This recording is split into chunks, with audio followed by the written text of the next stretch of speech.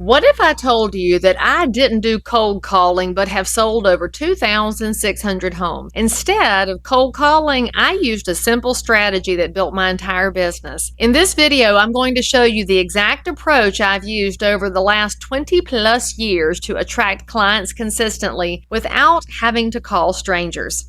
Hey friends, I'm Lee Brown. For over 2 decades, I've been a professional in real estate, and I have worked with thousands of realtors across the globe as an instructor and trainer as well.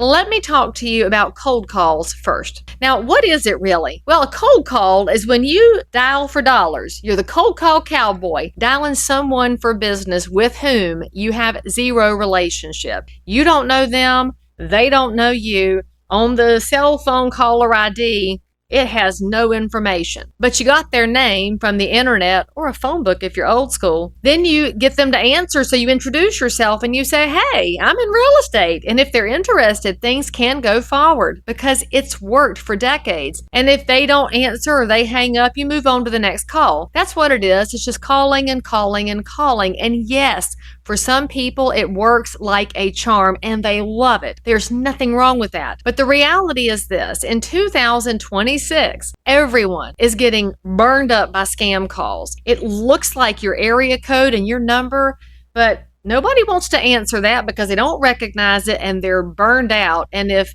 it is real and somebody answers and they're in a bad mood, oh, buddy, they will holler at you, even cuss you out. And no wonder. It makes most realtors want to quit before they've even gotten started because in real estate, we're people pleasers. So what do you do instead of cold calling to get hollered at? You make warm calls. A warm call means there's some kind of connection to the person you're calling. Maybe you go to the same church, or maybe a mutual friend recommended you. It could be a lot of reasons, but there's a tiniest thread there of connection. And that thread, even that tiny, tiny one, can change everything. Because now when you call, you have a starting point. You have a reason for calling them, or if you're going to say hello, at least you're not a stranger. They will actually like that you're being proactive in that conversation because there's the beginnings of a relationship. But here's where many realtors miss it completely. They're sitting on a gold mine and don't even recognize it. Well, what is it? You know. It's this thing, this phone.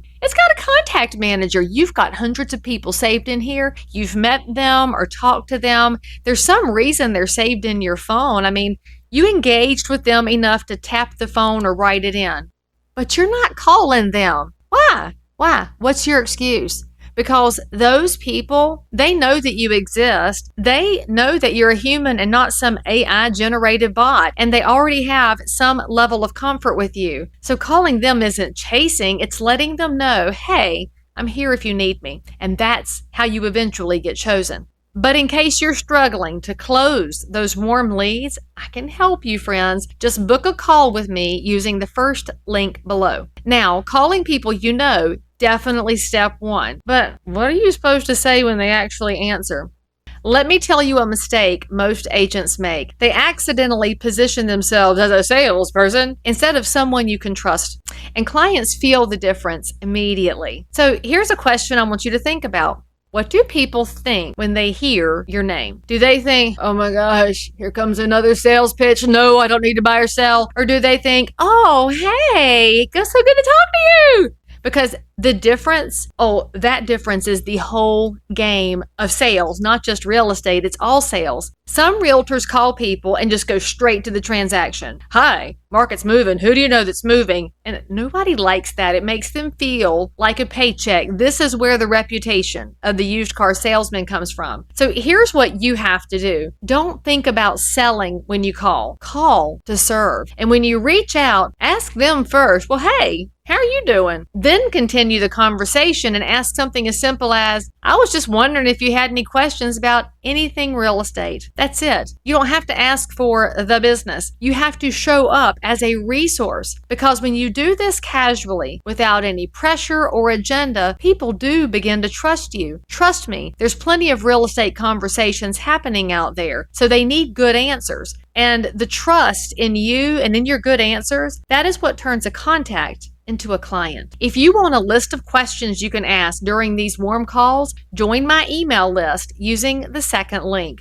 Okay, now people do trust you. They think of you as a resource, but how do you make them choose you over every other realtor they've ever met? Here's the truth nobody in real estate really wants to say out loud. People can smell desperation. We even call it commission breath. When you need that one sale to pay your bills, oh yes, people can feel it all the way across the kitchen table. It comes through in how you talk, it comes through in your body language, it comes through in how you follow up, and in how you respond when they say, we're not in any hurry. Your desperation can push people away. Do you know what kind of realtor people trust the most? The ones who seem like they don't need the sale. Now, I can hear what you're thinking all the way through this computer. You're thinking, Lee Brown, I do need this sale. I need it. I get it. I've been there.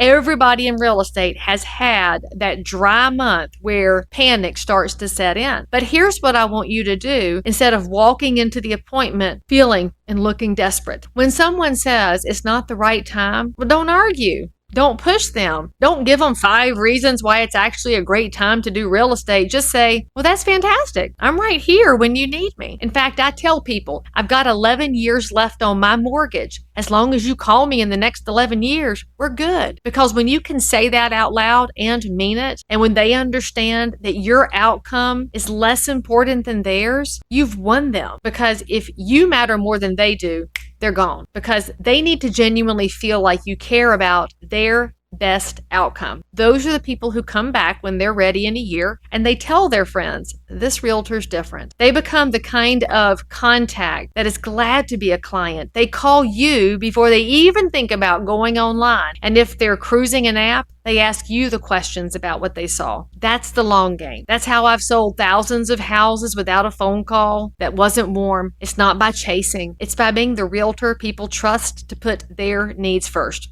Warm calls will get people to trust you, but trust alone doesn't build a business. If you don't have the confidence and the systems to support what you're doing, your clients can fall through those cracks. Watch the video on your screen where I'll show you what the top 1% do differently.